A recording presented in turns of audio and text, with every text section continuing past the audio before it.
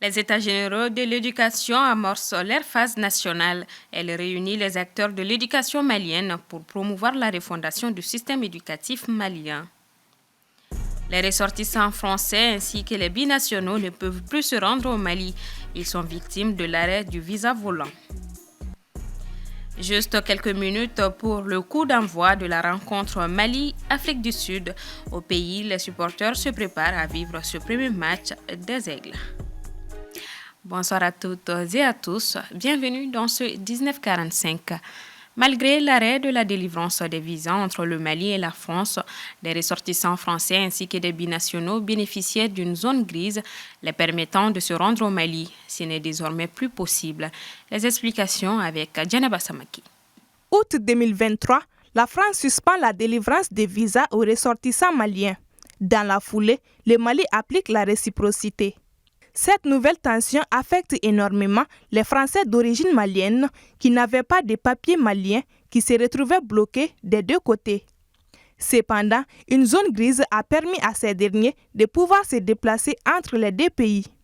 Il existait le visa volant, un visa papier en format A4. Ce document a permis à beaucoup de Franco-Maliens de pouvoir venir au Mali grâce à ces visas qui étaient délivrés selon nos informations à la police des frontières.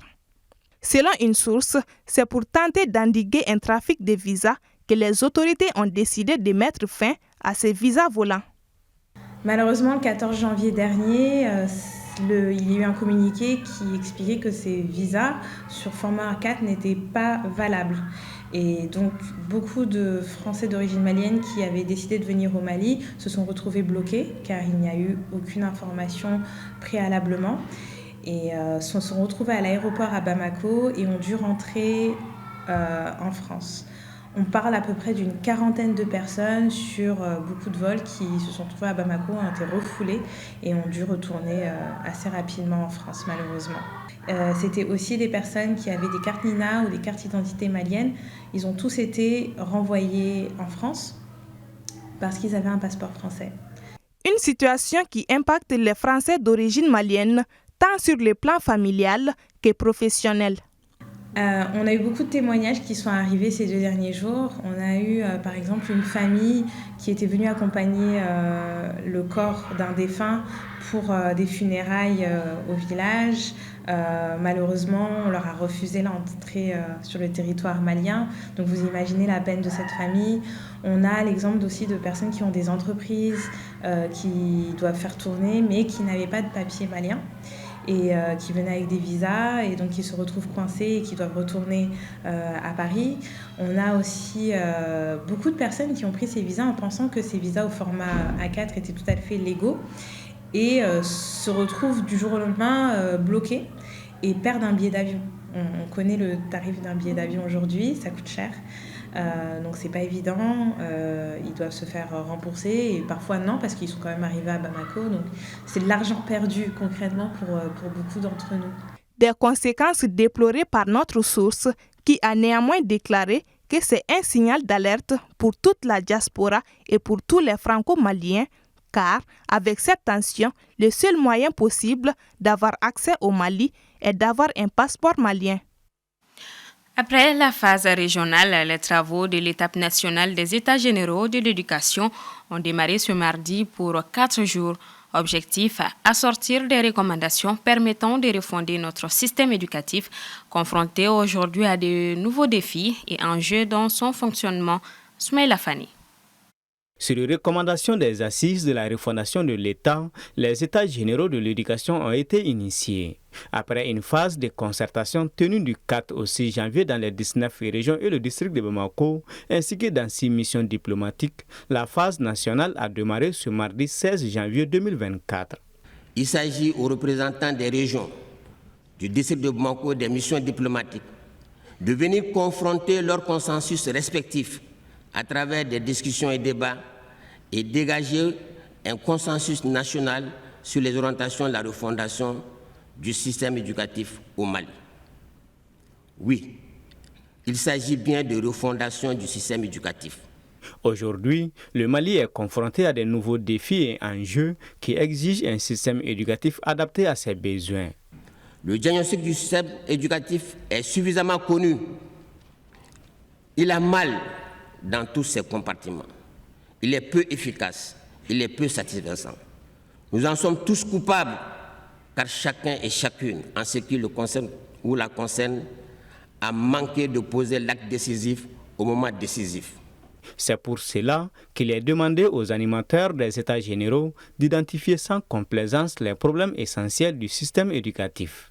La finalité de ces différentes concertations est que le peuple malien nous donne des orientations claires pour les solutions à son système éducatif, qu'il nous indique clairement quel type d'éducation il veut pour ses enfants afin que ceux-ci puissent contribuer qualitativement au développement social, culturel, économique et environnemental du pays. Pour le chef du gouvernement, nul ne doit être laissé de côté quand il s'agit de bâtir une école performante. Cette approche inclusive et participative comporte les germes des Mali émergents, résolument tournés vers le développement social, économique au profit de toutes les couches de notre société. Ce faisant, nous honorons nos engagements sur le plan national et international. Dans la Constitution du 22 juillet 2023, dans l'officialisation des langues nationales et les divers actes communautaires, tout ceci prouve l'engagement et la détermination des plus hautes autorités à relever les défis de notre système éducatif. Prévues pour 4 jours, les recommandations qui sortiront de ces processus permettront de refonder notre système éducatif pour le bonheur des enfants du pays. La première édition du festival football scolaire a démarré ce mardi et ce jusqu'au jeudi 18 janvier 2024. Il a débuté par la formation des formateurs qui marque le coup d'envoi de cette première qui se tient à Bamako. Assetoumani Koulibaly. Lier le football à l'éducation, c'est bien possible et c'est l'ambition de Football for Schools, un programme spécialement dédié à l'apprentissage ainsi que tout ce qui a attrait au domaine du football. Ils sont une centaine de participants qui seront outillés durant 3 jours sur plusieurs modules pour ensuite transmettre leurs connaissances aux jeunes générations. Les responsables que nous sommes, tant au niveau des autorités politiques qu'au niveau des instances sportives du Mali, sommes conscients que cette voie est la plus sûre pour augmenter le caractère universel du football. Nous osons espérer que ce premier festival ne sera pas un feu de paille, mais plutôt le début d'un processus qui mènera notre pays à créer des talents pour le bien du football national. C'est en 2018, au Rwanda, à Kigali, que le président de la FIFA, Gianni Infantino, et tout le conseil de la FIFA, ils ont décidé de lancer ce programme qui est un programme de 100 millions de dollars.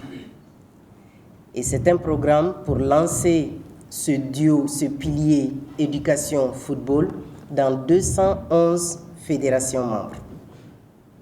Et ces 211 fédérations membres, chacun doit appliquer au programme pour que le programme puisse se dérouler dans le pays et pour qu'il puisse faire partie.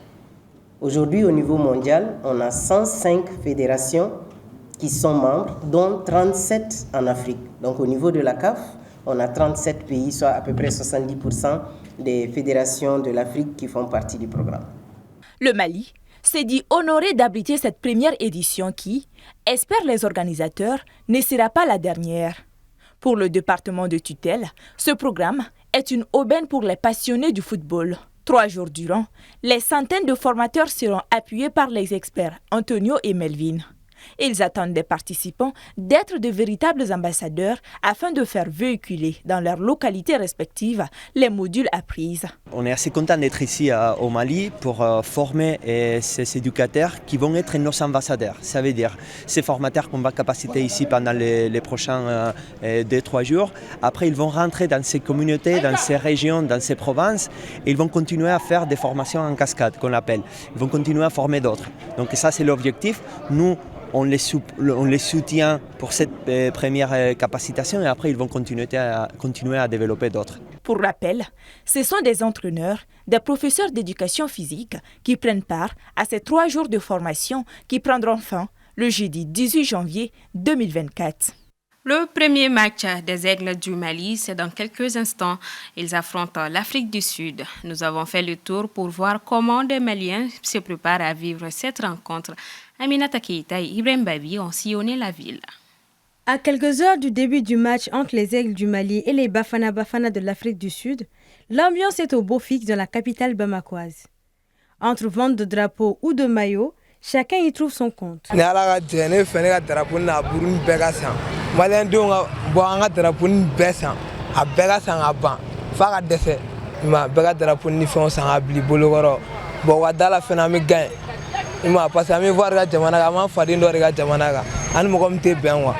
Kabi no malien dembe gan yani sonja ira folo mali maki andale be malien la nyine kubi antai ame kurasu do wula o ka nanu kuvuye ka anga o yela nan kuluba ka ira jamana den bela wode ni so jaba am fe bi malien ko na drapeau ni fa nu besa anga kurasita subateru ga mali subate mali antai e ka jamana e ka nga wode subate ka saroka jamana to konta fenunke nyina kubi na ala sona kubi bena malla am bega duwauke.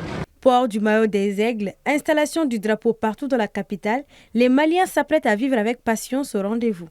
Le match, donc on prépare le match bien, nous sommes même venus pour acheter les drapeaux. On est en train de le préparer sur notre plateau en fait, les plateaux Canal+. Je mue les maillots pour supporter mon pays, les Mali-Bas. On va gagner, c'est ça, Inch'Allah. Des supporters personnalisent leur maillot afin de se démarquer. Mariam Diarra l'a fait, elle se définit comme une grande patriote. Bon, j'ai porté le maillot parce que j'aime mon pays et je suis fière aussi d'être un bon citoyen. Je veux que le Mali gagne. De nombreux espaces sont aménagés pour regarder le match en groupe. Modibo Touré a lui décidé de ne même pas travailler ce mardi. Pour lui, il doit juste attendre patiemment le match des Aigles.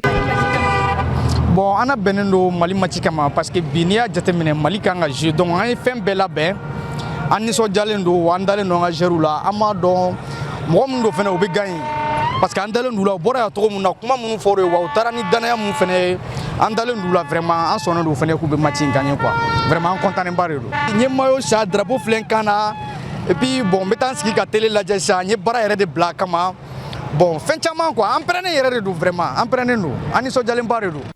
Le match de ce soir est le premier des Aigles du Mali. Après celui-ci, ils affronteront la Tunisie le 20 janvier et la Namibie le 24 janvier 2024. Bonne chance aux Aigles. Direction le Sénégal. La possible double nationalité de Karim Wade, un des principaux concurrents à la présidentielle sénégalaise, fait débat à quelques jours de la validation finale des candidatures. Aïssata Maïga. Alors que la constitution sénégalaise prévoit que tout candidat à la présidence doit être exclusivement sénégalais, à quelques jours de la validation finale des candidatures à l'élection présidentielle, Karim Wade, un des principaux opposants du président sortant Macky Sall, se retrouve au cœur d'un débat sur une éventuelle double nationalité. Il serait toujours détenteur de la nationalité française, ce qui est en parfaite contradiction avec la constitution du pays, selon le communiqué de l'ancien ministre Thierno Alassane Sall, lui-même candidat. Il évoque ainsi la nationalité de Karim Wade en plein processus de validation des candidatures par le Conseil constitutionnel.